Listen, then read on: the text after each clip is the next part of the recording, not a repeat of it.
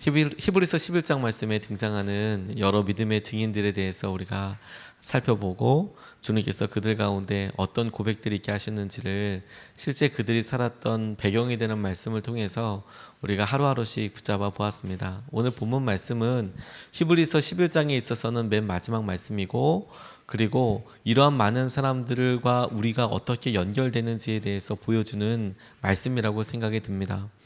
구약에 있었던 그 많은 사람들, 믿음의 선조들이 지금 우리와 어떻게 연결되어 있는지, 또 주님께서 이것을 어떻게 우리에게 의미를 던져주실지, 오늘 본문 말씀에는 더 좋은 계획이라고 나와 있는데, 주님께서 우리 하나 더해져서 이루어지는 것이 작다고 생각하지 않으시고 주님의 더 좋은 계획의 완성이라고 이렇게 말씀하고 계시는 것에 주목하게 되었습니다. 세상이 감당 못할 믿음, 세상이 감당 못할 사람, 이렇게 이야기할 때 주님께서는 다윗과도 같고, 그리고 사무엘과도 같고, 다니엘 이런 사람들이 보였던 믿음의 강인한 정신, 이런 것들만 가지고 보았냐? 이게 완성이다, 이렇게 이야기한 것이 아니라 이런 사람들이 쭉 있었음에도 주님께서 더 좋은 계획을 통하여서 우리들과 합하여 완성된 모습을 보여주게 하실 것이다. 이것을 계속 묵상하면서 주님께서 머릿속에서 그리고 계신 계획에 대해서 떠올리면서 에베소서에서 말씀하시고, 또 우리 고린도전서에서 말씀하신 우리의 믿음의 모든 선조들과 함께 더해져서 우리가 건물이 되어 간다는 것, 성전이 되어 간다는 것, 주님께서 이것을 말씀하시려고 하는 것이구나 라고 붙잡고 적용해 보게 되었습니다. 예수님으로 인하여서 완성된 복음, 그 복음을 우리는 듣고 있지만 구약에 있었던 사람은 기대할 복음, 이제 오실 복음에 대해서 기대하고 있었던 채로 다 하늘나라로 가게 되었죠. 그런데 우리는 이 땅에 말씀으로 오신 예수님을 만났고, 이제는 다시 오신다고 약속하신 그 말씀을 기다리고 있는 그런 삶을 살고 있습니다.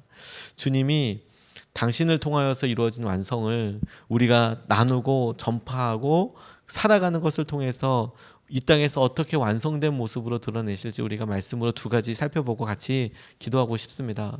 첫 번째로, 주님께서 우리에게 불러주시고 우리의 모습에 대해서 이야기하실 때 하나님의 동력자라고 이야기하신 것을 붙잡게 되었습니다. 오늘 40절 말씀에 보면 우리를 위하여 더 좋은 계획을 미리 세워두셔서 우리가 없이는 그들이 완성에 이르지 못하게 하신 것입니다, 이렇게 이야기하고, 또 고린도전서 3장 9절 말씀에 우리는 하나님의 동력자요 여러분은 하나님의 밭이며 하나님의 건물입니다, 이렇게 이야기하고 있습니다.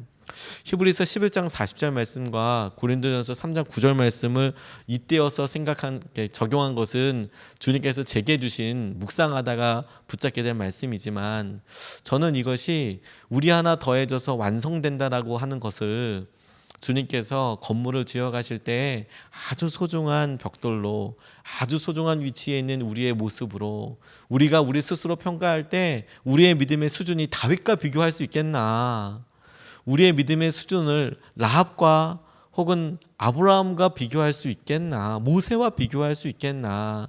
그래서 아주 화려하고 놀라운, 그리고 커다란 기사와 이적을 일으킨 사람들의 믿음, 그런 것들만 수집해서 모아놓아서 하나님 건물, 하나님의 나라 이루신 게 아니고 그 중에 제일 중요한 모습으로 저와 여러분들을 찍어두셨다는 것이죠. 그래서 이런 믿음의 선조들, 믿음의 조상들로, 믿음의 증인들로만 완성될 수 있는 게 아니더라. 주님이 그리시는 완성된 건물에는 저와 여러분들이 있는 것이죠. 그게 너무 중요하겠다는 생각을 하게 됐어요. 이게 주님이 우리를 보고 계시는 시선이고 우리에게 기대하고 계시는 모습이라는 생각이 들었어요. 주님께는 다윗도 꼭 필요했지만, 모세도 꼭 필요했지만, 저와 여러분들의 오늘 우리가 드리는 믿음이 주님께는 꼭 필요했다는 것이죠. 주님의 계획에는 꼭 완성된 모습으로 있어야 한다는 것이고, 더 놀라운 것은 우리의 삶의 온전한 마감 전체까지도, 완성된 모습까지도, 우리가 하나님 나라 갈 때까지 우리가 보일 그 믿음, 그것도 주님께는 너무나 소중한 하나님의 완성된 모습을 이루기 위한 중요한 거라는 걸 우리가 붙잡고 기도하고 싶다는 생각이 들었어요. 하나님께서 능력과 지혜, 하나님을 향한 순전함으로 훌륭한 사람들 많이 두셨는데 그 믿음의 사람들과 함께 하셔서 이스라엘을 인도하여 오셨음에도 불구하고 우리가 꼭 필요하셨다. 우리를 향한 계획을 잊지 않으셨다. 말씀은 그것을 통해서 오늘 주님께 이르게 되는 더 좋은 계획이라고 말씀하고 계시는 것이죠. 어떤 분이 아주 유명한 분의 피아노 공연을 보러 연주회를 보러 갔답니다. 아들의 음악적인 재능을 키워주기 위해서 이제 가게 되었는데 이 폴란드 분이었고 그날 연주했던 연주자는 폴란드의 유명한 피아니스트였던 이그나치 페데레프스키라는 분의 피아노 연주였답니다. 폴란드 분이니까 우리에겐 익숙하지 않지만 이분이 초대 폴란드 대통령이었답니다. 그러니까 폴란드 안에서 갖고 있었던 어떤 명성이나 이런 것들은 짐작해 볼 수 있겠죠. 초대 대통령이면서 그분이 연주회를 갖는 겁니다. 유명한 음악가여서. 그래서 티켓을 사서 아들이랑 같이 가고 오늘 공연이 어떨까요? 주위에 있는 사람들 잠깐 앉아서 이야기하고 있는 사이에 아들이 없어졌어요. 이거 찾아야 되는데 갑자기 불 꺼지고 갑자기 차에 물리고 공연이 시작되려고 하니까 이 어머니가 너무 당황하지 않았겠습니까? 이 소리 내가지고 아들 어딨냐고 막 찾아야 될 판인데 그런데 지금 공연이 시작되니까 근데 더 깜짝 놀란 게 있었어요. 막이 올리고 나니까 아들이 앞에 공연 피아노 위에 이렇게 옆에 앉아 있는 거죠. 너무 깜짝 놀라서 손짓해서 빨리 나오라고 일로 나오라고 가서 데리고 나와야 될 판인데 세상에 공연 조명이 켜지고 거기에 애가 이렇게 앉아 있는데 이 사라졌던 아들 옆에 이 페델레프스키라는 연주자가 같이 앉아서 그랜드 피아노 의자에 나란히 앉아서 반짝반짝 작은 별을 치더라는 거죠. 반짝반짝 작은 별. 아이가 피아노를 좀 칠 줄 아는데 그 애가 처음에 반짝반짝 작은 별을 서로 손 나누어서 치다가 그리고 이걸 같이 이제 본인의 대가의 연주로 이렇게 끝나고 나서 이렇게 연결해 가더라는 거죠. 옆에서 그 아이가 반짝반짝 작은 별 치는데 이 그날 공연했던 이분이 멈추지 말고 계속해라, 계속해봐 그러면서 낮은 부분을 연주하면서 이 아이와 함께 연탄단이 둘이 함께 하는 연주를 하게 되었다. 이 아이에게는 진짜 커다란 경험과 그 한 아름다운 곡이 이루어지기 위한 놀라운 동참과 참여가 될 수 있겠죠. 저는 주님께서 이 땅에 갖고 계신 계획을 생각하면서 주님이 그리고 계신 그 아름다운 계획과 그림으로 친다면 그 많은 획이 있을 텐데 그 중에 저 하나의 믿음이 얼마나 화려한 것이어서 점보다도 잘못 떨어진 먹물과도 보다 못한 그런 모습일 수 있을 텐데 저의 삶이 우리의 삶이 아름다운 하나님의 계획 앞에 쓰여지게 돼서 하나님의 완성된 그림이 되는 것이구나.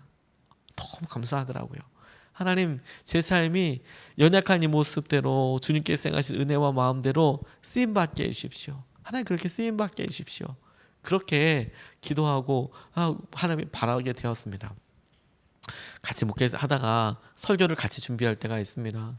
설교를 준비하다가 제게 들었던 귀한 아이디어나 생각들이 있는데 평소 때는 나눌 수 있는 시간이 별로 없지만 선한목적교회에서 서로 크리틱을 하다 보면 그러면 이야기를 해주는 경우들도 있습니다. 그런데 그렇게 이야기를 해주고 하다가 유기성 목사님과도 이야기하는 경우들이 있거든요. 물론 지금 요즘은 더 많이 한다고 이야기를 들었습니다. 이제 그러다 보면 제가 내었던 아이디어도 있지만 또 유기성 목사님이 제게 주시는 아이디어들도 있거든요. 어떨 때는 예화를 하나 보내주시기도 하세요. 목사님 이렇게 듣다 보니까 목사님 이런 제가 근래에 있었던 책에 혹은 제가 읽었던 내용 중에서 이런 글이 있는데 목사님의 이런 내용 중에서 이게 너무 어울릴 것 같습니다. 한번 참고해 보십시오. 꼭 넣어라 이런 건 아니지만 대부분 그걸 넣으면 훨씬 더 분위기가 좋은 경우들이 아주 많습니다. 근데 생각해서 이렇게 메일을 보내주실 때가 있거든요. 그러면 설교를 하고 나면 사람들은 잘 모르죠. 뭐가 어떻게 이렇게 들어갔는지, 어떻게 짜집기가 됐는지, 뭐 짜집기란 표현은 아니고 어떻게 예화가 들어갔는지 설교를 들으시는 분은 잘 모르죠. 그런데 설교하는 사람은 알죠. 이게 이거고 이게 이렇게 들어가 있고 이런 도움을 서로 받았지. 우리의 삶에 주님께서 기가 막힌 손길로 간섭하신다는 거 아니겠습니까? 그러니까 어떻게 우리 스스로가 우리의 삶을 약하다고 비천하다고 혹은 나쁘다고 이야기할 수 있겠습니까? 주님은 우리의 삶에 대해서 주저하지 않고 더 좋은 계획이라고 말씀하셨는데, 이런 많은 사람들이 아무리 있었어도 우리가 거기에 더해지지 않으면 완성된 모습이 아니라고 말씀하셨는데, 더군다나 이런 우리들의 모습을 하나님의 동력자라고 말씀하고 계시는 거예요. 주님께서 우리의 힘이, 능력이 얼마나 필요하시겠습니까? 전능하시고 전지하신 하나님께서 다 하실 수 있겠죠. 근데 하나님께서는 고린도전서에 함께 지어져가는 건물 이야기 하시면서 저와 여러분들이 하나님의 동력자이다. 마치 이 표현은 하나님께서 어떤 일을 하시는데 우리의 참여와 우리의 손길이 없으면 안 될 것 같이 그런 표현을 해주시고 있는 게 전 너무 감사했어요. 하나님의 동력자이구나. 그러니까 오늘 우리가 사람을 만나고 우리 앞에 있는 믿음의 경주를 할 때에 우리 하나님의 동력자, 하나님의 계획을 이루어 가실 때에 하나님께서 우리의 이런 연약한 모습 더해져서 완전함을 이루기 위한 하나님의 완벽한 수를 위한 결정타로, 하나님의 동력자로 우리 쓰신 거 붙잡고 우리가 가슴 쫙 펴고 하나님의 은혜를 향하여 반응하면서 나아갈 수 있으면 좋겠습니다. 두 번째로 붙잡게 된 것은 무엇이냐면, 주님을 모퉁이 돌로 하여 함께 지어져 가고 있다는 사실을 우리가 기억했으면 좋겠습니다. 주님을 모퉁이 돌로 하여 함께 성전이 되어 가더라. 20절로 22절까지 말씀, 에베소서 말씀을 보면, 여러분은 사도들과 예언자들이 놓은 기초 위에 세워진 건물이며 그리스도 예수가 그 모퉁이 돌이 되십니다. 그리스도 안에서 건물 전체가 서로 연결되어서 주님 안에서 자라서 성전이 됩니다. 그리스도 안에서 여러분도 함께 세워져서 하나님의 성령으로 거하실 처소가 됩니다. 이렇게 이야기하고 있습니다. 건물로 지어져 간다, 이렇게 생각했을 때 주님께서 완전한 계획을, 더 좋은 계획을 이루신다라고 이야기하신 것을, 그래 우리 몸이 아주 못생긴 돌이지만 건물에 같이 들어가서 지어져가는 건물로 적용했을 때 에베소서 말씀은 그 건물의 중요한 모습이 어떻다라고 묘사하고 있습니다. 모퉁이 돌, 그게 예수님이시고, 그리고 믿음의 여러 예언자들, 선지자들이 이미 그 밑에 깔려있는 돌들이고 그 돌들 위에 우리가 더해져 간다라고 이렇게 묘사하고 있지요. 사실 이 에베소서 말씀 때문에 히브리서 11장 40절 말씀을 보고 이거 건물이구나 라고 생각했던 것 같습니다. 예수님이 모퉁이 돌이셔서 건물과 건물을 이을 뿐만 아니라 이 건물이 무게를 잘 지탱하고 지붕과 함께 여러 틀이 이렇게 어그러지지 않고 아주 튼튼한 건물이 되기 위한 중요한 초석이 되셔서 예수님이 중심에 계시고, 그 예수님을 중심으로 해서 돌들이 하나씩 놓아지는데 그 돌에 어떤 이름은 다윗이고 아브라함이고 모세고 다니엘이고 그렇게 하나씩 채워지는데, 주님께서 당신이 성령으로 거하실, 하나님께서 친히 거하실 그런 아름다운 장소가 이렇게 하나씩 이루어지고 있을 때 우리가 거기 쌓여져서 거기에는 하나님께서 거하실 성전이 되어 가시는 거구나. 이것을 공간으로나 영적으로나 하나님 우리의 삶의 여건들과 환경들 가운데 함께 하셔서 인도하시고 붙잡아 주시는 거구나. 이게 저는 너무너무 마음에 와서 닿았습니다. 성령님 우리 가운데 와서 계시고 우리의 교제권 가운데 와서 계시고, 주님께서 우리가 벌써 수천 년 전에 죽은 믿음의 사람들과 연결이 안 되어 있는 것 같지만, 그런데 하나님의 나라, 하나님의 계획이라는 커다란 틀로 보면, 커다란 퍼스펙티브로 보면, 그러면 하나님께서 그런 아름답고 완전한 건물을 지어져가고 짓고 계시는 것이죠. 그리고 우리가 서로 연결되어서 연락되어서 하나님의 완전한 건물이 되어가고 있다. 너무 놀라운 주님의 은혜라는 생각이 들었어요. 하나님, 이게 은혜의 수단이고 주님을 향한 놀라운 은혜의 고백이고 우리 삶의 영광이군요. 나 하나 더해지는 것 통해서 하나님의 성전이 이루어져 간다. 약 100년 전에 미국 남부 출신의 클래렌스 조던이라는 분이 계셨습니다. 젊은이가. 이 사람이 대학에서 농업을 전공했고 박사학위를 신학으로 받았습니다. 그리고 농사를 지으면서 신학을 연구하는 그런 사람이 되었습니다. 이 조던이 살던 1900년도에 미국, 특히 이럴 때는 극심한 인종차별이 아주 심했습니다. 여전히 남북 전쟁을 통해서 흑인들이 이렇게 해방되었다고 이야기하지만 이 사회적인 정서와 분위기는 얄짤 없었습니다. 너희들이 근본도 모르는 게 이런 게 우리나라도 꽤 오랫동안 계속되었지만 이 미국도 장난이 아니었죠. 어제까지 우리 집에 있었던 노비였는데 이제 해방되었다고 해서 친구로 받아들이는 일은 없었던 것 같습니다. 아주 힘들고 어려웠지요. 그리고 더 너무 안타까운 것은 뭐냐면 흑인들에게 선거권이 간 것보다 여성들에게 선거권이 더 늦게 갔다는 거 여러분 알고 계십니까? 흑인들에게 선거권을 먼저 줬어요. 그리고 제일 나중에 여성들에게 선거권이 주어졌어요. 그 말은 당시에 미국 여성들이 흑인들보다도 더 늦게 참정권이나 권리를 인정받았다라는 뜻입니다. 이건 지어주는 게 아니라 미국 역사에 실제로 그렇게 나와 있어요. 안타깝죠. 근데 이분이 어떤 생각을 갖고 있었냐면 미국 남부 지역에 이렇게 있으면서 이런 서로에 대한 멸시 이런 생각들에 대해서 아주 마음속에 안타까워했어요. 그래서 1942년에 30살 때 이 청년 조던이 자신과 같은 믿음 생활을 하고 있는 이런 마음을 갖고 있는 사람들과 함께 코이노니아 농장이라는 이름의 공동체를 세웁니다. 그래서 함께 모여서 우리가 믿음을 실험하자. 그리고 이 농장에는 흑인이건 백인이건 남자건 여자건 그런 거 상관하지 말고 우리 믿음으로만 좀 같이 살아보자. 우리 성경 말씀대로만 한번 살아보자. 그래서 누구든지 농장에서 함께 일하며 토지를 공동으로 소유하고 그 수입도 모두 공동으로 해서 남자 여자 이런 거 아니고 우리가 믿는 사람으로 해서 똑같이 한번 믿음으로 살아보자. 진짜 멋있는 꿈 아닙니까? 그렇게 살아보자. 진짜 우리가 이렇게 한번 살아보자. 그래서 공동체를 이룬 거예요. 그런데 그렇게 하고 나니까 당시에는 여전히 이런 흑인 이런 인종차별과 함께 성차별도 있었거든요. 그러니까 그렇게 살아가는 것을 주위에 있는 사람들이 이해하지 못했어요. 주위에 있는 심지어 크리스찬들도 이해하지 못했어요. 그래서 엄청나게 핍박을 했습니다. 근데 핍박을 하는데 뭐 이거 사람들을 괴롭히는 방법이 꼭 폭력적인 이런 방법을 하는 게 아니라 이 딸을 시키기 시작했어요. 그래서 조직적인 방해를 하는데 무단으로 농장에 침입해서 기물과 농작물을 훼손하는 것은 기본이고 코이노니아 농장이 보험을 들 수도 없게 이렇게 하고 은행 계좌도 개설할 수 없도록 하고 이런 거 사실 다 불법인데 그렇게 사람들이 몰아간 거예요. 그 지역의 유지들이니까. 그리고 심지어 비료도 구입할 수 없도록 다 담합을 해버린 거예요. 저기다 팔면 우리 전부 다 안 산다. 이러니까 너무 힘들었죠. 그리고 20년이 지나고 나서 1962년에 코이노니아 농장이 어떻게 됐을까요? 쫄딱 망했어요.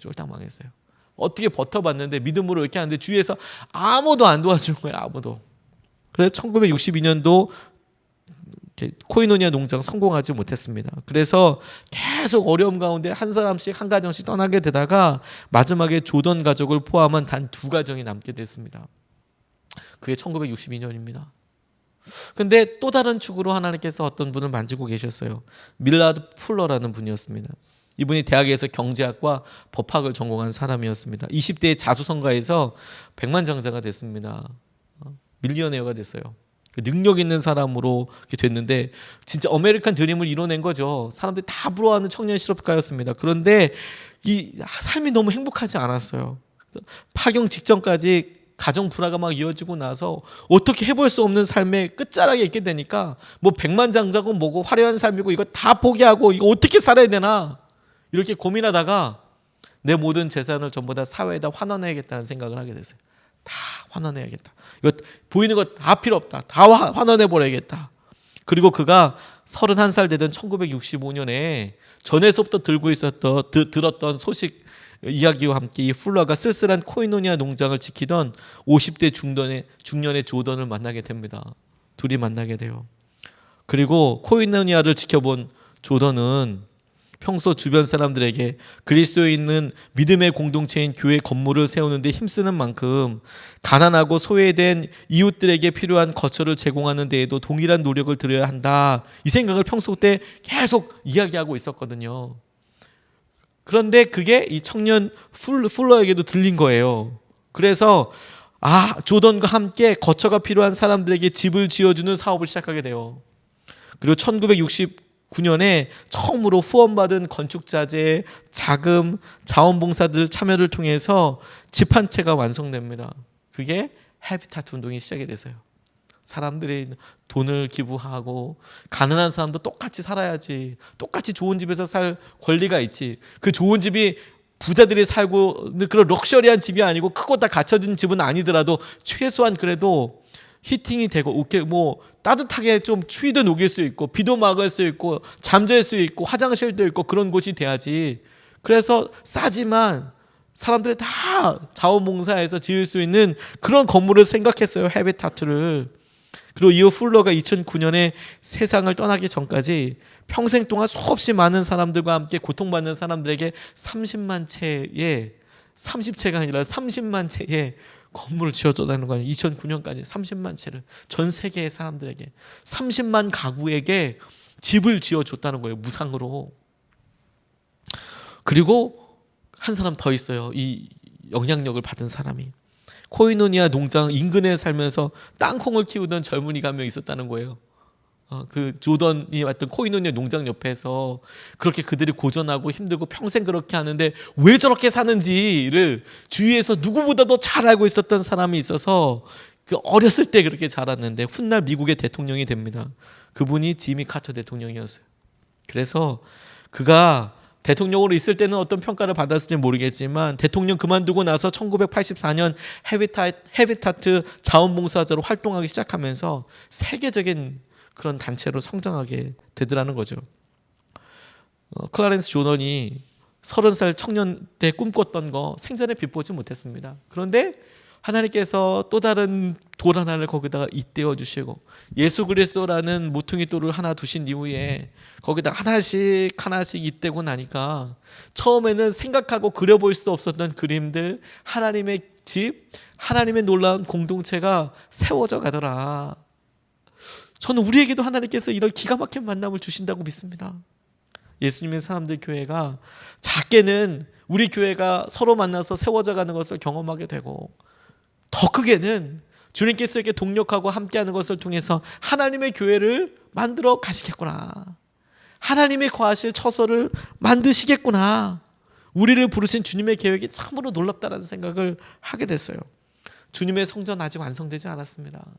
이 보이는 건물이 아니고 주님께서 우리에게 계획하신 우리가 그 가운데 친히 벽돌 되어서 돌 되어서 있게 될 하나님의 완벽한 처소는 아직 완성되지 않았습니다.